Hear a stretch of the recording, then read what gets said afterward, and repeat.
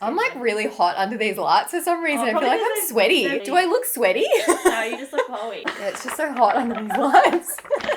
That was a bit deeper of me, I apologise. Hi everyone, welcome back to another episode of Skincare Nerds. Today we're going back to basics again. We've already covered moisturising and now today we're talking about cleansing. So I get asked about double cleansing a lot, so we're going to cover that. We're going to cover how to choose your cleanser, and we're also going to answer a few frequently asked questions. So keep watching if you want to know more about cleansing. First up, let's discuss choosing a cleanser. Now I did mention this in this video here. Am I using the right hand? This video here.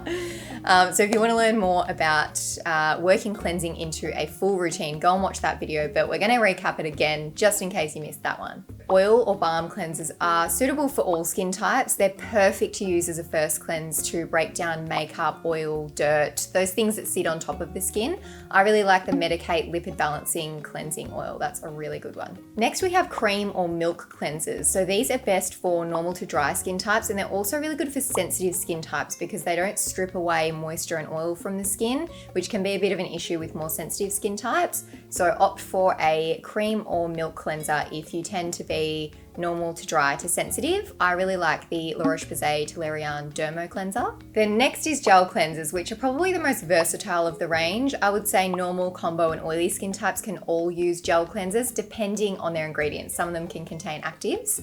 I really love the ASAP Gentle Cleansing Gel. I've used that cleanser for many years, since 2012. Coming up on your 10-year anniversary. I know, my 10 years of my cleanser. It's the best relationship I've ever had. Then we've got foaming cleansers, which I really don't recommend if you're dry, dehydrated, or sensitive because they can be a bit stripping on the skin. So I really only recommend them for oily and acne-prone skin types.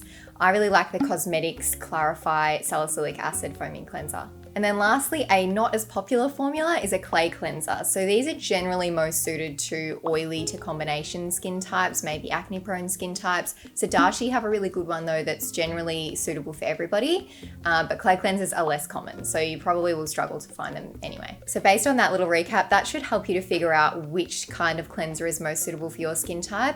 And the best part is you can shop all those different categories on adorbeauty.com.au to make it a lot easier to find one that's suited to your skin type. Now let's get to double cleansing and why we do it. So the theory behind double cleansing is that we use an oil or a balm textured cleanser to break down the surface debris on the skin. So that could be makeup, it could be oil, it could be dirt or anything else really. So the oil or balm cleanser is designed to remove all of that stuff so that your second cleanse can be its most effective. Have you ever gotten out of the shower, you've gone to wipe your face off with your towel and you've actually got a lot of foundation left over and it goes all over the white towel? That probably means you're not cleansing properly, so it's time to implement a double cleanse. The most important thing with double cleansing is make sure you apply your oil or balm cleanser to dry skin with dry hands. Don't go in with wet hands or wet skin because that's just not how the science works. It's got to be dry hands, dry skin, and then you can start to work it in, and you'll notice that some of them will then turn a little bit milky, and as you add water as well, that emulsifies it a little bit, but they're really good for breaking down stubborn and waterproof makeup and getting sunscreen off as well. So you want to follow that first cleanse with your oil or balm with a gentle or active cleanser. So a gentle cleanser is something that can be used every day, might be something like the ASAP Gentle Cleansing Gel. An active cleanser or an exfoliating cleanser would be something more like the Dermalist Ultra Hydrating Lactic Cleanser. So you'll choose your second cleanser based on your skin's needs. And if you want to have both, you could rotate your gentle cleanser with an active or exfoliating cleanser. So you could use your gentle one night and your active one the next night. So you're still getting the exfoliating properties, but you're not overstripping the skin because you're using your gentle cleanser on the other night. If you struggle with congestion or dullness concerns, I would recommend having an exfoliating or active cleanser in your rotation. The only downside to those cleansers is that you can't use them on your eyes. You need to avoid the eye area because there's a lot of active ingredients like AHAs in there. So avoid the eye area. That's why I like to also have a gentle cleanser in my rotation as well. Now with your second cleanse, try and do that for at least a minute. So using really gentle pressure, you don't have to be really aggressive with it. Just be gentle, light pressure on the skin, and make sure you really get into those hard to reach areas like around the nose. I find that makeup can particularly get stuck in there. And then rinse it off thoroughly with lukewarm water. But you can also use a soft face cloth to help remove that excess product that's still sitting on the skin. Trust me, once you start double cleansing, you will not look back. Now let's get on to your most frequently asked questions about cleansing. Now these questions are based on DMs I receive all the time or questions that come up in my Q&As on Instagram. So I'm going to answer those for you now. The first question is, do I need to double cleanse if I haven't worn makeup during the day? Now with this one, I think it's really personal preference. It's up to you whether you feel like it's necessary or not. My personal view is that if you're wearing sunscreen daily, which you absolutely should be, that a double cleanse is worth doing. I do only recommend double cleansing once a day because you don't want to be stripping away that essential moisture and the natural oils from the skin because that could end up having the reverse effect. This building is fucked. Sounds like someone slid down a water slide. I know, it really does. Yeah, it's like there's a water park above us. The next one is, do I need to cleanse in the morning? Now, this is a little bit of a debatable topic because I think some people have a different opinion to me. My personal opinion is yes, it is worth doing just a very gentle cleanse in the morning, very quickly with some water and a gentle cleanser. I like to do this because I find that when I get up in the morning, I do feel like I have a buildup of skincare on my skin from the night before. So if I then go straight in with my vitamin C, that vitamin C might not be able to penetrate the skin as best as it could if I'd started with a fresh canvas. So I do like to do a quick gentle cleanse in the morning just before I put my morning skincare on, which is generally my vitamin C and sunscreen. And if you're oily like Maddie, as she just said, she sweats overnight, I tend to feel a bit sweaty and oily in the morning as well. But also when I wash my face, it feels slimy. If I put my skincare over that, how's it going to get through the slime? Yeah, that's probably the wrong word. I shouldn't be using that. I'm professional. The next question is, why shouldn't I wash my face in the shower? Now, some of you may not have heard of this, but it's becoming a very common thing that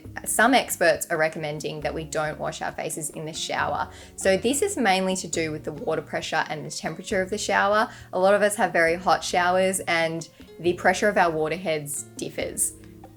Our water heads? And the pressure of our shower heads differs. So you might find that you have a very aggressive shower head. I used to have one of those water saving ones. It was like needles. So I definitely wouldn't put my face under that. But cleansing can be much gentler when it's done at the basin. So I would grab a face washer, grab your cleanser, use lukewarm water, not hot water, lukewarm, very important, and do your cleanse over the basin instead of in the shower. Sometimes if I'm really lazy though, I just cup the water in the shower. I stand back, like I turn the temperature down, and then I just splash my face and I'll use my cleanser in there. If I'm being lazy, I hate getting my dressing gown sleeves wet.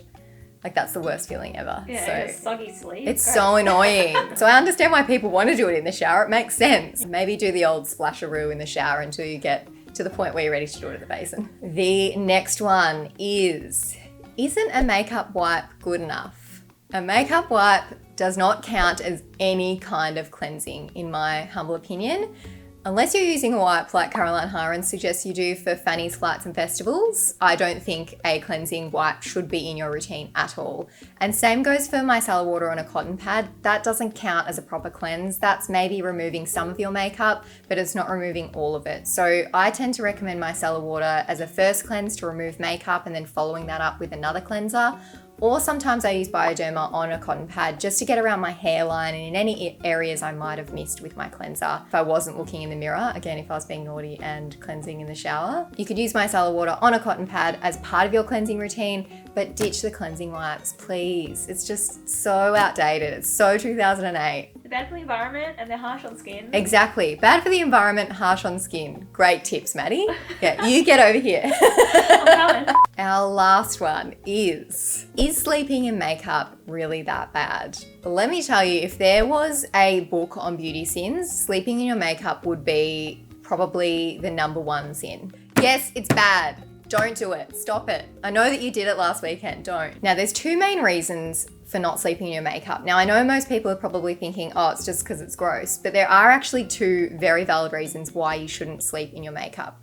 The first one is that our skin goes through its natural renewal and repair process overnight. So if you've got caked up makeup on, that inhibits that process. So that stuffs everything up. So you don't get that cell renewal. You'll end up with breakouts. You probably noticed that happen to you. You'll end up looking dull in a couple of days' time. It's just just take the makeup off. The second reason is because the amount of free radicals that build up on your skin over the day, including pollution, they cause accelerated aging. If you're not cleansing your skin at night and removing all of that stuff, all of that's just causing accelerated aging, especially if you do it regularly. Once off, maybe not, but if you're doing it every weekend, there's gonna be an issue. Not to mention your pillowcase is collecting all sorts of shit, and that's just really gross. If you've invested in a silk pillowcase, don't do that to the pillowcase. Come on, it was expensive. Here I am about to cleanse my face in my bathroom. So this is how I do it.